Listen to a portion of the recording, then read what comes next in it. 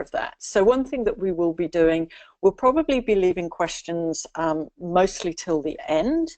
But if you want to ask a question, everyone is on mute, partly because we want to make sure that anyone who is sat somewhere particularly noisy isn't providing distraction for everyone else.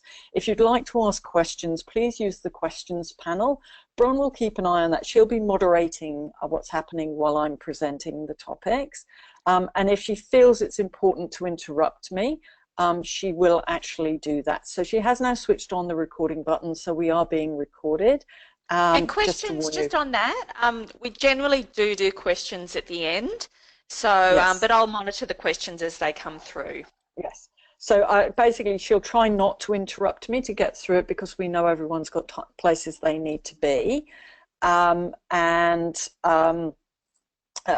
if there's something that's, say, an issue of comprehension, or someone doesn't get something, then she'll interrupt me, but otherwise we will be dealing with all of the questions at the end. So aside from having any of your questions answered, it is probably really important to stick around till the end, because we believe this research is really deep and exciting research that's very actionable and is really going to help people get ahead. And to make sure that you get the opportunity to do that, we will be doing some special offers right at the end of the webinar. So please stick around for that and the questions, so that you can take advantage of that and really get some great free consultancy. I won't say too much more about that, because I want to create a little bit of mystery and suspense. So really, what are you going to get out of this session today? Luxury is an incredibly competitive sector. So, and one that's changing all the time. So really what today, and indeed this whole research project, is about enabling you to get an edge in a game that's constantly changing and highly competitive. It's going to be able to be something where you'll be able to focus your sales and marketing budget as well as your time. I think it's a misperception that luxury operators and luxury experiences and destinations have heaps of money to throw at marketing. We know that's not true, and we know, more importantly, getting it wrong with this audience is really, really dangerous. So definitely we're going to help you work out where to focus your sales and marketing budget as well as your time. There'll be tactics spread through the presentation on things that you can do right here and now. But really it will be enabling you to get ahead in this area and discover what are the really unknowns and the great news. And the best thing about this is the timing of this. We're now going into the season of the major trade shows. So we've just had the first of the big ones, ITB Berlin. If you've been at that, you'll be definitely ready and raring to go and needing to go.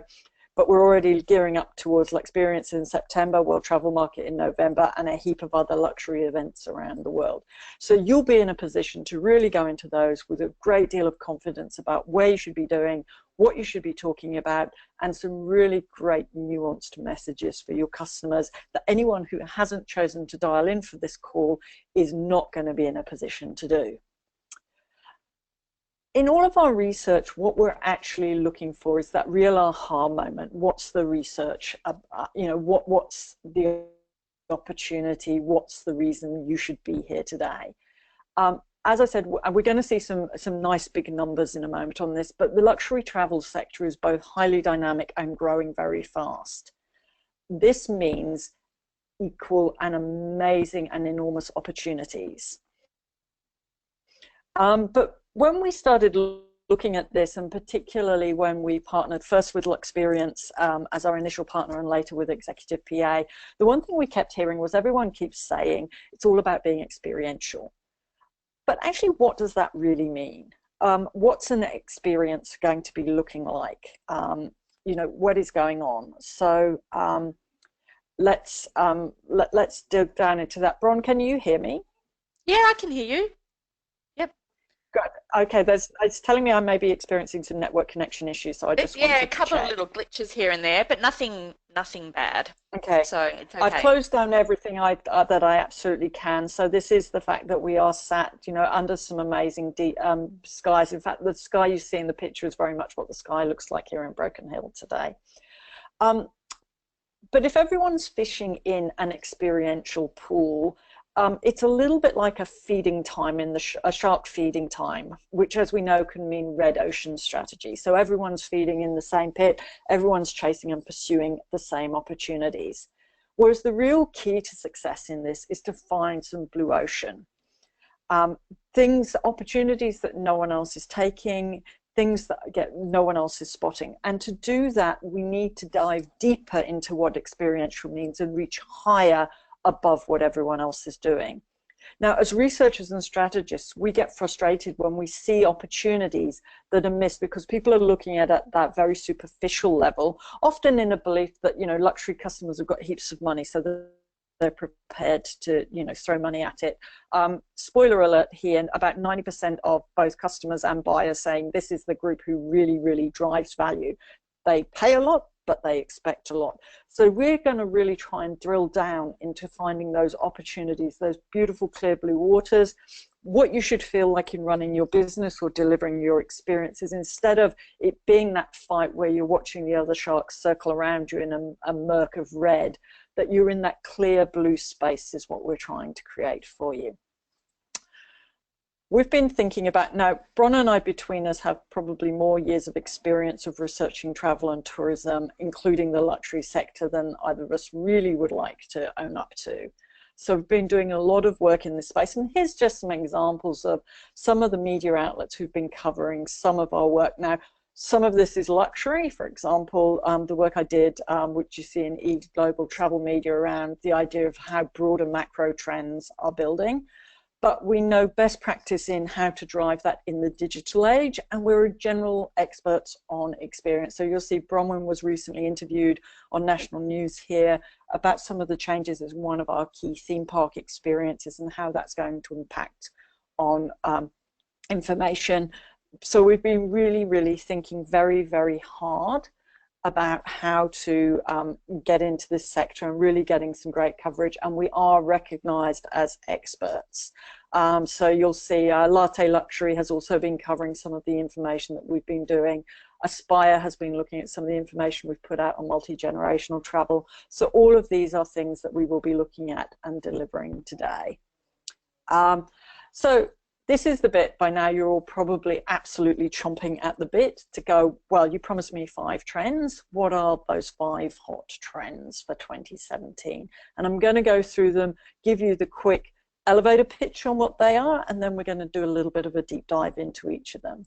So the first of them that we're going to talk about is meeting the new luxury consumer, because the consumer base is changing. And we're seeing interesting opportunities and a broadening of those opportunities, which is really exciting. But the more there's choice, the more there's the risk for getting it wrong. So we really want you to understand what's happening with the consumer and the consumer's mindset to do that. We've developed some specific tools and approaches to help you do that. The second of our areas of hot key trends is the area of learning and enrichment. So understanding what that means in a luxury context and why it's so important and what that looks like in a luxury context. We're going to be looking at the idea that luxury travelers are increasingly looking to put something back. And we'll be, again, breaking that down and looking at it in a little bit more micro level than just saying, well, that's what they want to do, and understanding that. We'll be understanding a trend that's growing and growing, and indeed is actually starting to leak out into the broader consumer mindset, which is the idea of ephemeral and instant luxury experiences. So we will be spending a little bit of time with that. And then we actually had a debate whether we could call this a trend, because this is a tip, probably between now and forever. One hot trend every single year will be what we've labeled ESSP, and keep listening to find out what ESSP is. So let's start with that first trend about understanding the world and luxury, the new luxury consumer. So I think one thing that we need to understand now, in many parts of the world, people are feeling and thinking that, we had a big downturn about, beginning almost a decade ago, really sharply hitting the fan in 2008. We see that going down. But overall, if we look over the last 7 to 10 years, we saw that net global wealth actually grew over that period. So the world got wealthier. And two things I think is probably no mystery. If you look at the areas on the chart on the left-hand side and see where the big blocks of color are, we do see that the fastest rates of growth, so the biggest parts of the arrow, the sharpest up on there, is China and the Asia Pacific. But I think underneath that, it's worth remembering that as the total world got bigger, mature markets also got bigger. So, and because they were already bigger, the total volume of wealth in markets like Europe and North America is still the largest sector. You know, Asia Pacific is catching it up fast, but definitely we are seeing that sector, there are new markets that you can pursue, but there are still established and mature markets to do. But overall, reflecting that trending growth of wealth, what we saw is that luxury travel over the last couple of years has consistently performed. It's grown at just over 6% a year, and the expectation is it will probably continue to grow at 6 to 7%. And that's actually 30% higher than all travel. So we saw all travel grow very, very fast, continue to grow. Travel's moved from what economists would call a higher good to almost being seen as a right. So one of the things that we did see in the last global financial crisis was even people who were doing it tough, one of the things they tried to save for was travel, and how much more is that true when we are talking about these people who found themselves being wealthy. So we definitely saw that, and within that we saw luxury hospitality growing compared to the rest of luxury. So with the change in what's happened with things like how you can gift people things in China, we saw a big drop back in some other luxury retail categories, but luxury travel and hospitality, we really saw that now being the fastest growing category in luxury. But within that, and partly driven by that diversity of markets, what we saw is actually who is wealthy is different. So if you think about your personas for your wealthy people, we would definitely encourage you to think in terms of personas.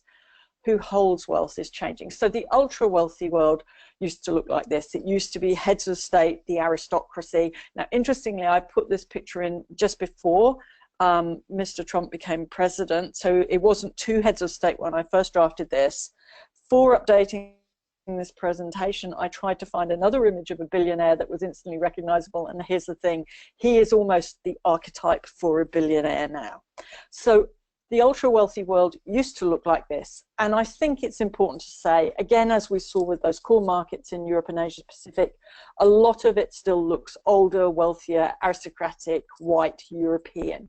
But increasingly, the wealthy, who holds wealth, looks different. It looks younger, it looks more multiculturally diverse, and it looks more gender diverse, even in markets that were traditionally wealthy. So according to China Skinny, who are research experts on China, the average age of a Chinese millionaire is 38, which I think is quite a contrast to our older millionaires. We see a similar thing with the tech millionaires in Silicon Valley. So, you know, Mark Zuckerberg is the poster child for that. But, you know, there are a very large number of very rich young men in that market. We also saw that diversity. We saw entrepreneurial women in China. So Amadeus predicts that 40% of Chinese females are business travelers are female.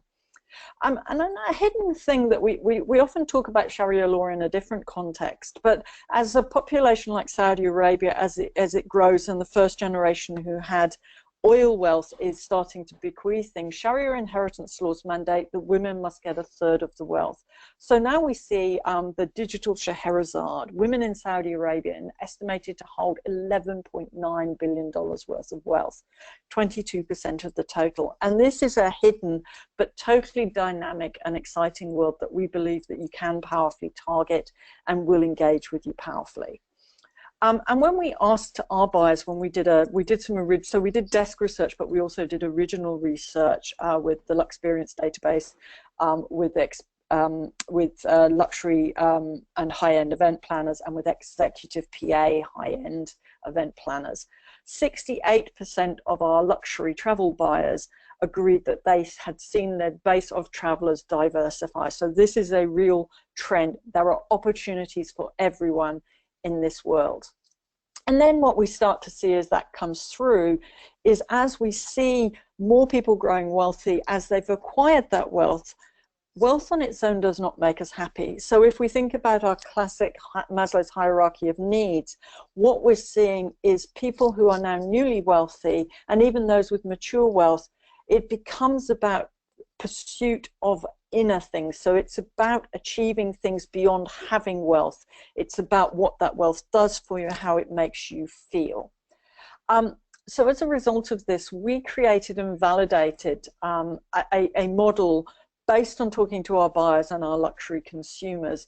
We developed an 8-segment model of who our luxury travelers might need, and then we went out and tested that, and I'm pleased to say that that model was fully validated by the research. Now, we started by looking at those needs around the, is it about self-actuation, how it makes me feel inside, which would be at the bottom of the map, or is it about that external need around display, enjoyment, fun? The second side of it we looked at is it more about individual? So is it more about me standing out from the crowd? How does it make me look? Or is it more about me fitting in and belonging and that putting something back? And from those 4 segments, from those 2 axes, we then broke out and identified 4 core need states that are associated with luxury travel. Indulgence, which is one of the more traditional ones, empowerment, growth, and connection. And within that, we were then able to look at some sub-needs, which were individual need segments around that. So everything from our hedonists through to our jet setters, our philanthropists, our replenishers. Now, it's important to say these are need states. Everyone tends to have a home area. So I might be an enrichment seeker, for example, but at different times in different places, we may fit more than one of these characteristics. So for example, if I am treating my mother to a present for her birthday, at that point I will become the dinist. If I'm very tired and I've had a very busy year, I will probably become a replenisher. At different times, different segments will apply to your needs. So I encourage you to stop thinking solely about demographics and start thinking, which of these 8 need statements am I aiming to fill, because that really is starting to create that blue ocean difference between you and the experience that you most directly compete with. The largest 2 sections in line with this change is around the idea of enrichment and replenishment. And I'm going to drill down into that a little bit further and explain how these need states explain current trends in luxury travel. So if we looked at who our traditional old luxury were, it was those 2 things. It was very much about indulgence, about richness, about intensity, or it was really about saying, I'm the leader of the pack, I'm really going to stand out. But what we saw with this change in who is wealthy and what wealth means to people is it moving out from there into things to do with connection, into things to do with empowerment, replenishment, all of those types of things, really coming through and driving very, very strongly to create those new segments. But I think it's really important to say that because the whole market grew, the traditional segments now sit. So instead of it being just indulgent of pure hedonism, you know, kicking back, doing nothing, what we're really seeing is that's a space around seeking tranquility, not as deep as going internally, but really about creating a very tranquil environment to do it. So that's where indulgence is increasingly moving from hedonism through into that space. And that brings us nicely, given that we've said how important that learning, that enrichment, and that connection are, is to understand some of those key trends. So we're going to start with learning and enrichment. Now, one of the questions we asked people is, what is the essence of luxury? And one of the key things that we saw was the essence of luxury is often time. Many of our luxury travelers are very, very busy people. They're often very successful. They've built businesses, particularly our new luxury travelers. This doesn't leave them time to do many of the things that they're passionate about. So we do see that when they're traveling and they're looking for that experience, the experience that they're looking for is to indulge their passions beyond the passion of making money. So if we looked at this, some work that Resonance did, they noticed that if you look at that real ultra high net worth in the US, 53% of them said that they really wanted to have those experiences and to learn when they were travel. And we saw the same thing, our luxury travel buyers, 40% of them said that they'd seen a growing trend for people looking for and asking for those learning experiences. And we also, when we spoke to our high-end event organizers, one of the things that they said was learning is a key desire for business events, because if you're really going to, it's now very transparent, so there's been a lot of pressure externally from shareholders and from the broader market about the idea of big companies spending their money and spending shareholders' money wisely. But if you've got a learning element to what you're doing, that helps to justify what you're doing. So here are just some examples of this. So, we see South by Southwest, which is now an event that's a festival of thinking. Skiff refers to this as the festivalization of events. We see things like, instead of people doing golf weekends, not that there's anything wrong with golf weekends and they still work, but our younger techpreneurs would probably rather hang out with Lane Beachling than go surfing, and use that mindset to go away and create and think more freshly. People's personal passion, so quite often a visual or creative space, or a space around things like photography. So Ken Meredith is someone who takes high-end street photographic tours of cities like Barcelona, seeing them through fresh eyes and helping people develop their photographic skills. Four Seasons is doing something where it's enabling people, to learn to be expert hoteliers, to do master classes in cooking, etc. And we know food is a global trend, but increasing people wanting to know how to do it as well as what to do. And it kind of links a little bit to that, so putting something back. So putting something back into learning and need. But what we've also seen is there's three sub-trends that sit underneath putting something back. So part of that, as we've touched on with learning enrichment, is putting something back to me. And that might be externally about learning or stretching myself, but it might also be about replenishing myself. As we said, that is putting something back for those I care for. So, I may have had to sacrifice time with my family on the way up, but now I want to put something back. So we'd like to talk a little bit about what that means in terms of the opportunities and trends. And then the final one is, quite often we're dealing with quite visionary people. They're also aware of the impact of what they've done, so putting something back to the world more generally, and we're going to talk through each of those. We're actually going to start with the last of those first, so wider social and economic impact. What we've actually seen is a quarter of our buyers said that we did see clients who wanted to make a difference when they were doing things, and we've really seen that come through quite strongly. And really 2/5 of travelers saying that they do have aspirations around this idea of developing travel and coming through. 29% of residences study said 29% of their top 1% said that they were looking to do a volunteering experience on their next trip. Now, wanting to and doing are the same, but here's the thing. 15% of them have already done that. So we're seeing things like G2G Vacations, which is a voluntourism product. You become a member, they curate luxury experiences and attractions, but some of your money goes back. But the work that the Virtuoso Network did said that actually the most important thing, if people wanted it, cared about learning and enrichment, was really they wanted to have activities that supported that. So they actually wanted it to be more active. If they didn't just want to go and stay in a hotel with green practices, that's almost kind of cost of entry for this segment. They actually really wanted to get their hands involved and get involved really directly. So it's how are you facilitating that direct impact? These people are used to being in charge. They want to be in charge when they do this. So I think mindfulness and wellness, well-being, now this is not necessarily a new trend in terms of this happening. But it is a very important one in terms of what's going on. One that we see is going to continue to be part of this. So we've seen this, for instance, to keep fit. They might be going and doing, increasingly we're seeing people do things like train for marathons.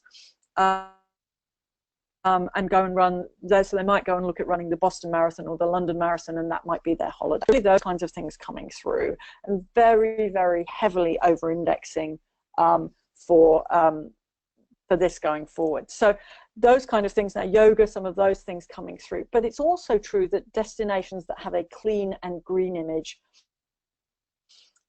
being in nature can be seen as a replenisher, and you know, breathing fresh oxygen. So we're seeing destinations like New Zealand and increasingly Australia, first with its aquatic and coastal, and now this year there's going to be an increased focus on more general nature, using that idea for countries where people come from very, very polluted places, that they will see that and have that ability to offer that. We're also seeing medical tourism grow as an impact to do this.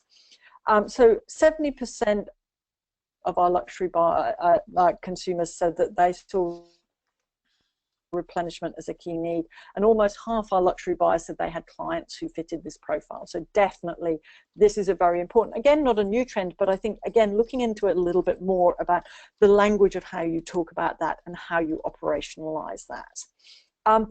And again, so we're seeing that desire. So as people have, you know, we've seen a very changed culture about, you know, the way that people manage their families. And as we've got more luxury, younger travelers, we've got different demographics, we've got more family-minded cultures where people are now seeing that millionaire. Really, a holiday, a luxury experience is around driving that. So we're seeing increasingly those types of changing dynamics, driving a focus on putting something back for your family and on family travel. So what we've actually seen as a result of that, also we're seeing our older people, we're seeing different demographics where people are working. So we're seeing the multi-generational travel explode. So high-end operators set to saw a 30% increase in its multi-generational travel. So we're really seeing those trips where people are going away in big groups of families are really doing that. And if we look at that top 1% in the US, for example, 30% of our top 1% of US and high net worth individuals said that they took a multi-generational trip last year. This is really planning for and serving this sector can be a really, really powerful opportunity.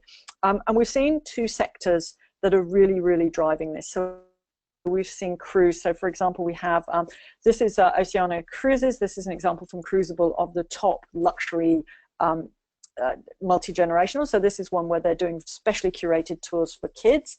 You can look at that environment, you can see how that's working, and they're developing things there. We're also seeing the luxury resorts and luxury accommodation really driving that. So Anantara, for example, is now building private luxury residence alongside its luxury resorts. So you have all the facilities of a luxury resort, but you do have that private space to hang out together. We're seeing the big cruise lines are building powerful suites, luxury suites where families can hang out together, but also seeing that coming in terms of experiences.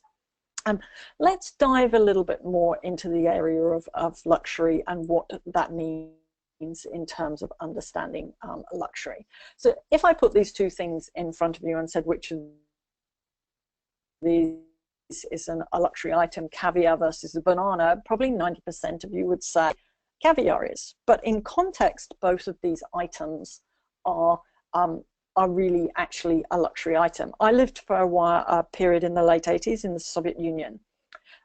Caviar was fairly plentiful. I mean, I wouldn't say it was everywhere, but if you knew the right people, you could get caviar quite easily. I ate far more high quality caviar than I saw bananas. I saw one banana in 10 months. So bananas were rarer than caviar, and for me, it's luxury. So scarcity makes items and experiences that in other contexts are everyday items. So if it's there. So one of the things I want you to think about is that the essence of luxury is rarity. It really is a very, very powerful driver. But as the luxury offer grows, as the sector gets more and more competitive, what is the ultimate scarcity? And this is where our fourth trend comes in, because the ultimate scarcity is the thing that is here today, gone tomorrow. If you don't take it now, it will not be there. And that's where we're seeing two types of things come up. One is ephemeral and the other is instant. So what we're talking about here is, and again, this is a trend that's reflected in the broader sector as well. So we're looking at things like pop-up experiences, temporary experiences, people wanting to go to a cultural experience that if they don't go then, and you can't go then if you don't go then you won't get to go, so you will miss out. So we do see that going to see things that are new, going to festivals, going to art festivals, all of those things, very, very powerful. And we've seen events, even well-established events like the Glastonbury Festival, for example, responding. It now has a luxury tented camp that it looks after its people with your free luxury wellies included. If you've ever been to Glastonbury, you'll know you'll need them. And we've seen properties like Black Tomato have created a product called Blink, and they will put up luxury pop-up hotels in unique and special destinations for you that will be custom made and can be for a very small group of people.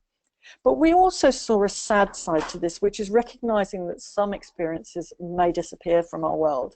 So we've seen a trend towards things that we think may be about to disappear. Virtuoso particularly has noted this among its agents. So people have always wanted to go to the wild places like the Arctic, the Antarctic, and the Great Barrier Reef. But increasingly they're recognizing if I don't go now, those experiences may not be there anymore. So those endangered species, and perhaps driving some of that desire to put something back and perhaps help save it, but that scarcity of if I don't go now, I won't get to do it, really, really being a major opportunity. So creating that scarcity or leveraging that scarcity or talking about the value of interacting with these incredibly rare and endangered experiences coming through. But the other side of that is what can you do? What is the other scarcest thing that you have is the thing where I want it now and I'm going to change my mind. So the scarcity of my attention span is another thing that's driving this. So we're seeing a trend towards instant, and I'd like to thank Experience for brainstorming and sharing this one with us. So we're now seeing, using technology like the sharing economy, that you can join up and have access to private jets that you can just order up in real time. It's kind of leaked through. We've seen this from luxury retailers as they're responding to the downturn and the threat on them. They're having to become more agile. So we're seeing, for example, this was a launch that Alibaba did of a Chinese luxury retail product where you could shop what you saw there. They did a live broadcast so people could dial in, but then there was obviously the guest being allowed to be in the room. But you could dial up and respond instantly and order the looks there and then. And we're increasingly seeing some of the more innovative upmarket brands like Burberry doing these kinds of things as well. And taxi drivers responding by saying, look, you can have an exotic, so you can order a kind of the equivalent of an Uber, but from a cab company in Mexico and Cancun that say, I want you to come and pick me up in a Lamborghini, and you can do that now in real time. So that ephemerality, that instant, is really an opportunity. So how can you facilitate and drive instant? How can you use not technology that's driving this? Technology is enabling us to fill that customer gap. And how can you use that and deliver that instantaneous? Bearing in mind these are people who are used to when they say jump, you say how high they are. And our buyers saying that they sometimes find it hard to say no to clients. Which brings us to our final trend. What are the key frustrations that our buyers have when they are driving this? So what's going through their minds? So we asked this to say to people, what are your key frustrations? Now, I'm going to highlight, there's a lot to take in on this slide, but I'm going to drive out two that I think are really, really quite important. One of them is the idea that suppliers are very process-driven, and the other, i.e., it's about you and the way you want to work. And the other is around the idea that service standards are not seamless. Now, that sounds quite low. So the number of people who are saying it was 8 or 9 out of 10 was just over half of our luxury travel buyers and organizers. But what we did see was overall that was number 3 in terms of its average importance. So we really, really saw these two things coming through. It's about you being there for me and you making this smooth for me. Are really, really, really very, very key frustrations. As I said, we did talk to people about what defines value for the leisure travel sector. So what's driving that? And what we've said around that is that we sort of split this out. So what are the top 10 frustrations for leisure? Now, interestingly, some of our high-end events organizers and exec PAs do organize leisure travel. So if they did, we asked them. But we saw 4 of our key frustrations. What luxury is about excellence, it's about seamlessness, it's about attention to detail, and it's about delivering on the promise, if not over-delivering on the promise. These are very, very, very key things that are around that essence of the value of it. And if we look at that in terms of total open-ended mentions that people gave that from our meetings thing, we saw exactly the same thing. Seamless experience and excellent service are really, now it sounds so cool, we probably all think we do it, but our customers are telling us, particularly more importantly, our intermediaries, who are the people who, if you really want to convert, you have to have these people. They are the ones, luxury Carolyn, we just buyers, lost you for a moment. use and take advice. They delegate. So if you want to be moved from the consideration list to the choice list. Yeah. Hello, can you hear me? Yeah, I can hear you now, but can you hear me? Can you hear me, Bron? Yeah, okay. I can hear you. I can hear you, but we lost you. We lost you for a while. So keep going. So where did you lose me at, Bron? I would just keep going. Okay. Yeah, keep going. Okay, cool. Okay, so basically 2/3 of our intermediaries are saying suppliers focus on the process and not on them, and half say service is not seamless enough. So the service constant is your EESP, so your extra sensory service perception.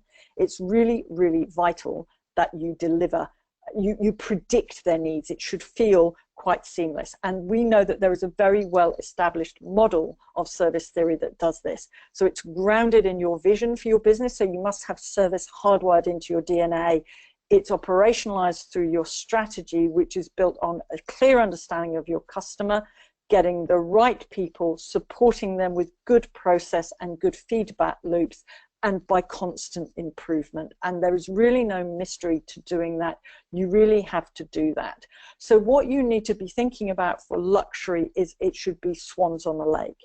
Everything should appear smooth, beautiful, and it just happens for the customer, while you are pedaling hard behind the scenes. And if you are doing your business right, you are empowering your staff to make those decisions on the ground and to make sure that the process serves the customer, does not drive the customer. Okay, so those are those 5 key trends. So I guess the question then becomes, or the 2 key questions is, how can I make the most of the opportunities in the sector, and how do I gain a sustainable edge in using and deploying that? So you can do what we did, which is spend 1.5 years thinking about it, going off, pulling all the best practice research together, keeping a constant eye on it, trying to work out which sources you should trust, which obviously is very time consuming and can be very confusing in working out who to trust. Or you can do it the simple and strategic way, just take the easy route. And the easy route is to join us as a luxury travel research member. So this is a one-stop shop for all the latest and the best thinking around luxury travel and the research. So we've collated all those hot trends into a simple report and brought it to life with all of our original and primary research alongside all our secondary data. It is a very information-rich source, which will really, as I say, enable you to drill down into all of those deep opportunities. So this is going to be absolutely the fastest way to operationalize this for your marketing and also for your product development and for your blue sky thinking. So what you're going to get if you join us as a luxury travel research member is that curated desk research, our analysis of that, including a deep dive into macro trends, original research with luxury buyers, high-end event organizers. We know budgets vary enormously and appetite for ability to operationalize research change. So we're going to put together flexible pricing objects which say how much do you have to spend and how much do you want to do. A summary of the actions to show you how to operationalize the research with a deep dive into the evidence that sits behind that. Video presentations of the results. It's so information rich, we've broken it down into nice bite-sized chunks. You will have access to a luxury travel research Facebook page, so you can ask us questions each time and we will answer each of those questions personally. And if you sign up, you will have immediate access from the moment you get the logins to all of these things. So the videos, the full report, the secret service, kind of secret source, those tips. And for 3 months, we're also going to be supporting that with our broader, we run a premium trends and insights hub. We'll give you 3 months free access to that, which has a distinctive value. How is this going to benefit you? So you'll be able to spot those untapped opportunities to give you the lead. So as we said, in this really red ocean, we're going to be creating that blue ocean for you. You'll be able to plan confidently based on that sound evidence. If you're looking to invest, we know one thing we know is investment proposals are very much more likely to get over the line much more quickly and much more cheaply in terms of cost if you are able to support it with evidence. And it really is, at the end of the day, it's improved odds on a successful outcome for your business or organization, because we find that evidence-based decisions are on average 6 times more likely to be successful in their outcomes. Everyone knows the exception of the person who did no research. We now know that's an availability heuristic, a trick our brain plays on us. For every person that that's true of, there are 99 who fail. For every person who went out and got the evidence, there are 6. For every one person who did, there are 6 who have succeeded. Starting prices for this, we've deliberately priced this so that the smallest luxury operator can access this as well. So it's from a starting price of $497, which is approximately US $380, which really is very small.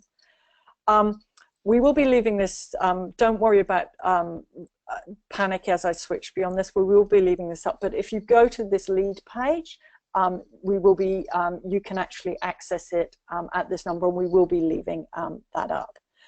If you have any qualms about it, if you don't like it, we really only want to have customers who love what we do. So we will give you a 60-day guaranteed 100% money back guarantee. If you come to us within the next 60 days and say this is not for me, we will absolutely just refund your money and wish you the best of luck with your planning elsewhere. And so again, if you just go to that website, so My Travel Research lead pages co luxury research, you will find it.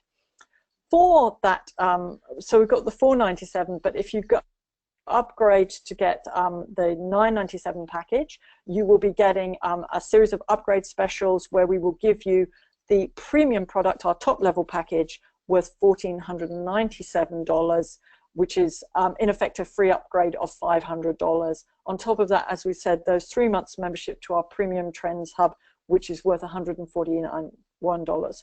So for the price of 997 Australian dollars, you will be getting $1,638 of value.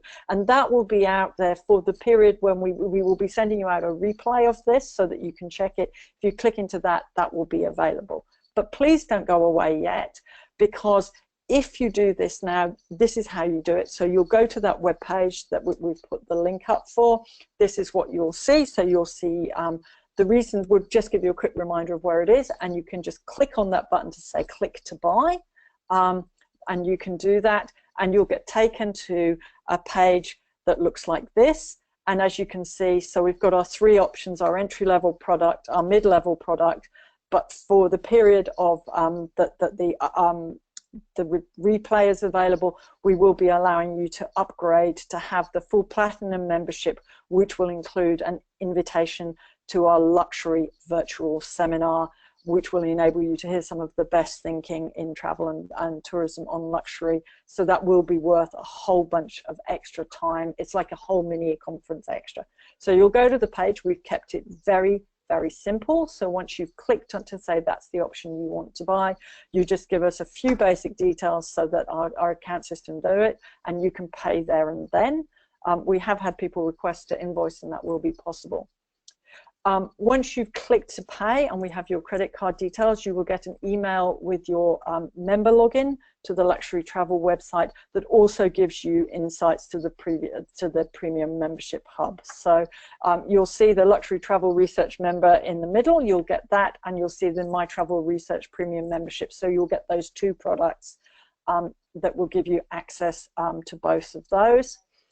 But there's more. So we're now going to hand over and go to questions for the next 15 minutes while we're online handling the questions.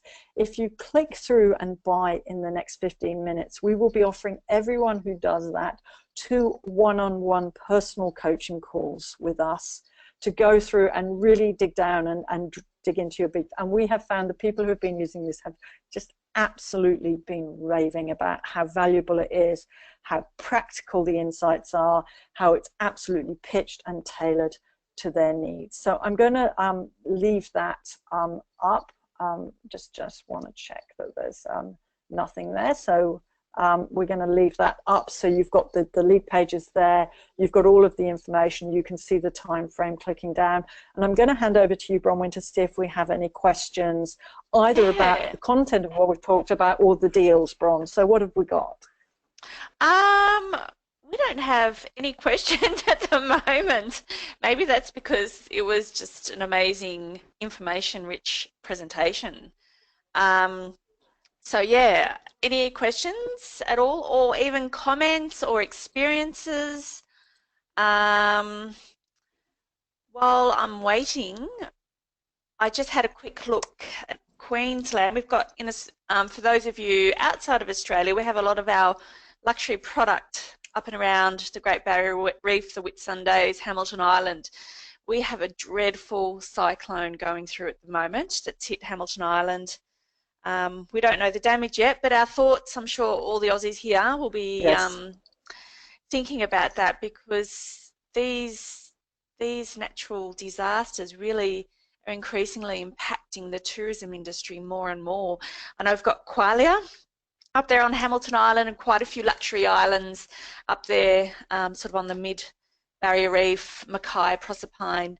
So I imagine that will be impacting quite a few businesses. And just having a look on the news site now, it's I think it's just horrendous. So our thoughts and prayers are with everybody there.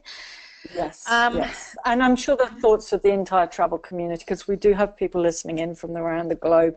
And we know these are the moments where we remember that what unites us is greater than what divides us. So we really are thinking about if any of you are able to be hunkered down somewhere listening to us to take your mind off it, we do thank you for joining us, and we are thinking about you. And we will be in touch, but we increasingly do recognize that, and I think there are a few people who are hoping to be here today who were not there. Bron, I guess given, well, perhaps people are a little bit shy, or perhaps I went through it, there was just so much to take in. This is unheard of. What really, hang on, here we go. We've got one. Okay, got one. Fantastic. The trend is for the pursuit of it says inner things, but is that finer things? Does that include pushing boundaries, and how adventurous or fearful are discerning luxury travels today? I think that's a really interesting question. So how do we sell adventure? You know, are they action men and women on the inside, and we've got to deliver them sort of more a soft adventure product? How do we play with that? That's from Lene, or I think L-A-N-E? Okay, well, I think the important thing there is that some very specific sectors of the market absolutely are in this space, and that's why it's so important, why we've emphasized that blue ocean strategy is not saying all luxury travelers want to be out there doing, you know, really tough and challenging things, versus all luxury travelers just want to lie on a beach and sip pina coladas. So if we think about the sectors that I think that would really be driving for, it really is that sector around the, you know, that empowerment need, and the two sectors around that empowerment need. So really the core need that you're... Sorry to interrupt, Lene's from Africa, so that might help contextualize the questions a little more. Yes, okay, well, that's a really great example. So definitely in that context, what I think you're looking at is you really are looking at people who are self-validated by pushing their boundaries. They are going to be looking absolutely for those testing experiences, and they're going to get a degree of their pleasure and their passion from this about having proved to themselves and proved to other people like them that they can cut the mustard. So that's definitely one area of it. And I think it really is about how can you make this unique? How can you, obviously we don't want to be putting people at risk, but how can we enable them to push those boundaries and to gain that sense of the drive that's made them the people they are? How are we meeting and driving that for them? And I'd say you'd be looking at often, I'd say you'd be looking at what we call, it would be our younger, so our techpreneurs, for example, that would increasingly be them. We are really increasingly seeing that coming through in markets like China among our 90s children. Bearing in mind every 90s child has 6 people who are going to pay for their travel. So looking at those markets, and I know the Chinese have been investing in Africa in a big way, so there's definitely kind of connectivity around that. The other area I would encourage you to think about, again, in this context of adventure tourism, is those high-end events. And really looking at that in terms of, you know, looking at team building events, looking at bringing your really super high rollers down into a place where it's not, and one advantage of some of the remoteness of Africa is that it's not going to be very visible. So it's not going to be on radar that you're out there with people. So really targeting those kind of small to medium, super premium business events, I think is a really great way to do it. The other thing, given Africa as well, I'd say there's that high-end adventure, but there's also going to be that instant and ephemeral, because we know that that endangerment and that putting something back will also be a part of it. So if we look at something like our Surf Summit audiences, that will be one audience, but the other one would be to say, almost be talking to them in different ways, have them, the experience is curated for those real empowerment people away from those you know, connection replenishment types. So have them quite differently curated, different imagery, different pathways to find you, different languages sitting behind them. Anything you wanted to add to that from with your set of questions on the top of that, Bron? No, look, I just with my marketing head, I can just imagine the you know, the really interesting language that you can use around this sort of marketing promotion.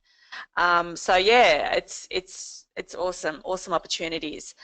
So we have some more questions. Claire, you can ask a question. Just pop it in the question box there. We've got one first from Heidi.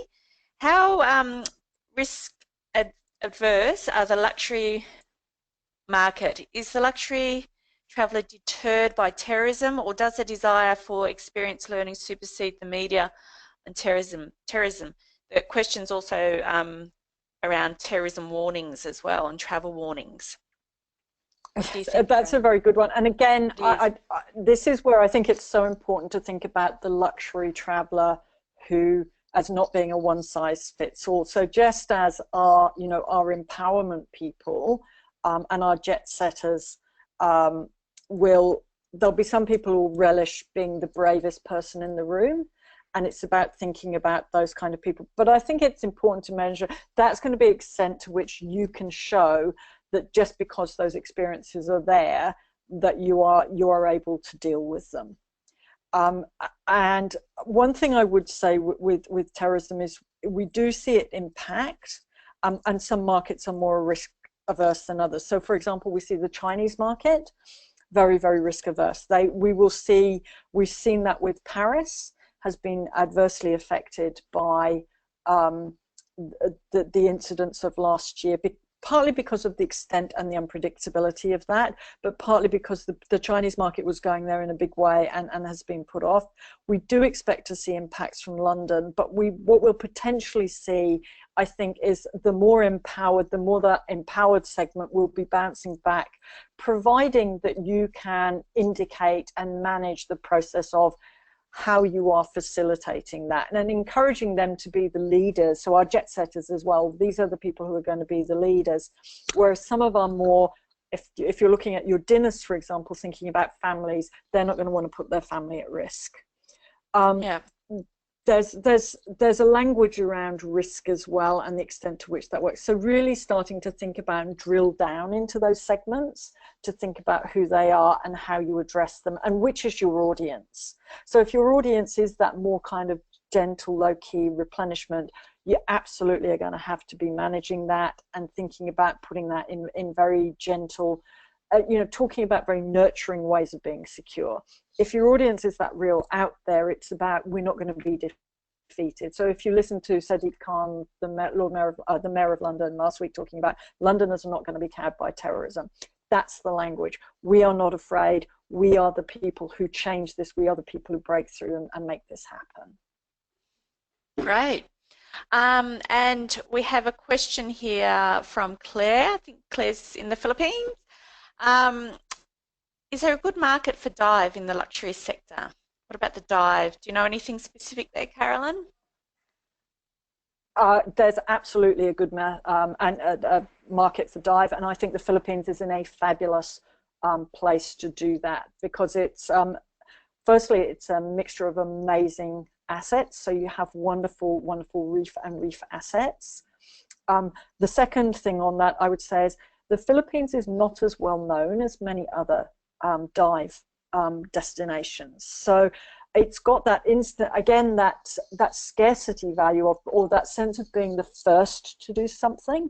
I think, and we've really seen places like Boracay, you know, capitalize on that and do that.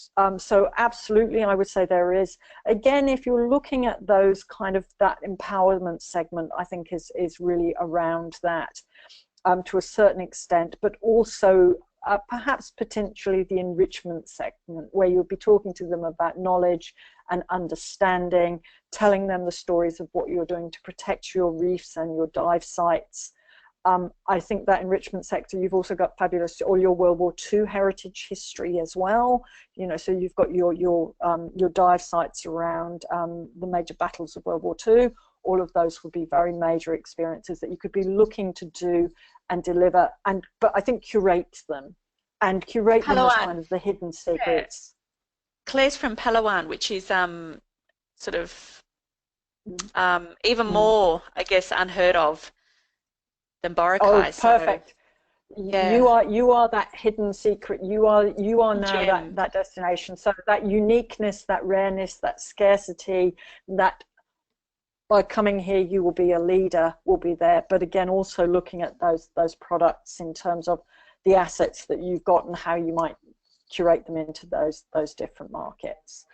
The other thing I find with dive that works for the Philippines as well, and indeed many of our Asian neighbours in Australia and Australia itself indeed, is quite often dive partners have people who are not divers. So do be thinking about who's coming with them and whether everyone's going to want to dive every day. So what are the experiences and stories you're telling for people in that context? Great. Any more questions, Bron? I think we are done and dusted. Last chance for questions or comments, anybody? So, no? Okay, so we've left the lead page up, but just as I'm just going to put up, Bron, my email address and our website and our social media profiles, so that if people do want to get back to us with feedback, we'd love to hear feedback. Would you like to know more? Did we go too deep? Did we make it too granular for you to spot those little opportunities, or did we move on? Did we get it right? So thank you very much. We've had people from everywhere today. It's been awesome. We love what we do. We've got people from all around the world. I think I see Karen from Temple University from the TTRA is there as well. So we've got lots of different experiences in the room today. So thank you, everybody. Take care, and thanks for being with us today. It was really awesome for giving us the time. Thank you. And if you're feeling brave, we're up at 6 a.m. tomorrow, Sydney time, to do it all again. So you can join us twice if you want. Okay, thank you, everybody. Bye. Thank you, bye.